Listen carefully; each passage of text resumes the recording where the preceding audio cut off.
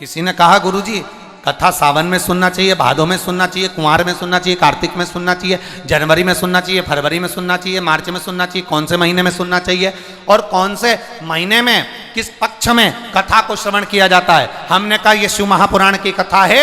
जिस दिन तुम्हारा दिल कर जाए, ना सावन देखना, ना भादो देखना, ना जनवरी देखना, ना फरवरी देखना, जब तुम्हारा मन करे तब बाबा के पंडाल में बैठकर या टीवी के सामने आस्था चैनल पर तुम्हारा दिल कर जाए, उस दिन आसन लगाना जमीन पर और बैठ जाना।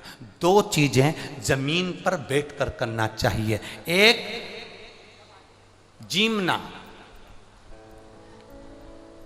जीमना जानते हो? बोलो, जम के बोलो जरा। एक जीमन जमीन पर बैठकर करो और एक भजन जमीन पर बैठकर करो।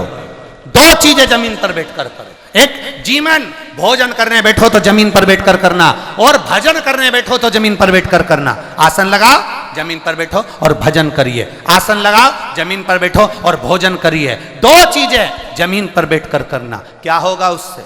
क्या फल मिलेगा उससे? कर देखिएगा।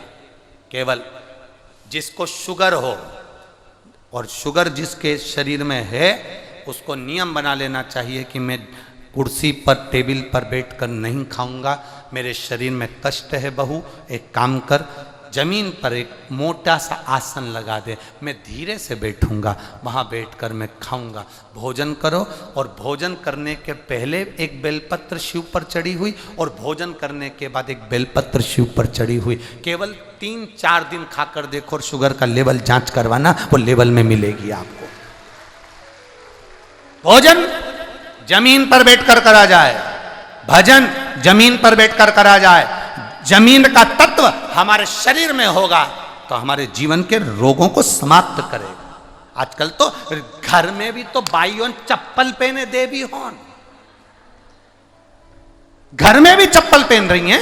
रसोई घर में चप्पल, हाल में चप्पल, खुद के कमरे में चप्पल, बाथरूम जाए तो चप्पल। जमीन का तत्व तो शरीर से लग ही नहीं पा रहा, नहीं लग रहा, इसीलिए ब्लड प्रेशर, शुगर, थायराइड, आंखों में चश्मा।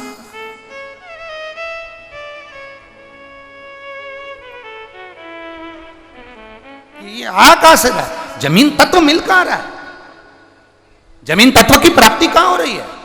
घर में भोजनशाला में देखो तो चप्पल, घर में घूम रहे हो तो चप्पल, बाथरूम जाओ तो चप्पल, घर के बाहर गए तो चप्पल। जमीन मिली कहां? बस पलंग से उतरे, सामने चप्पल। कई तो ऐसे भी हैं कि मंदिर में जाने के लिए भी ऊन की और उसकी कपड़े की चप्पल बना के रखी, वहां भी चप्पल। अब विचार करिए,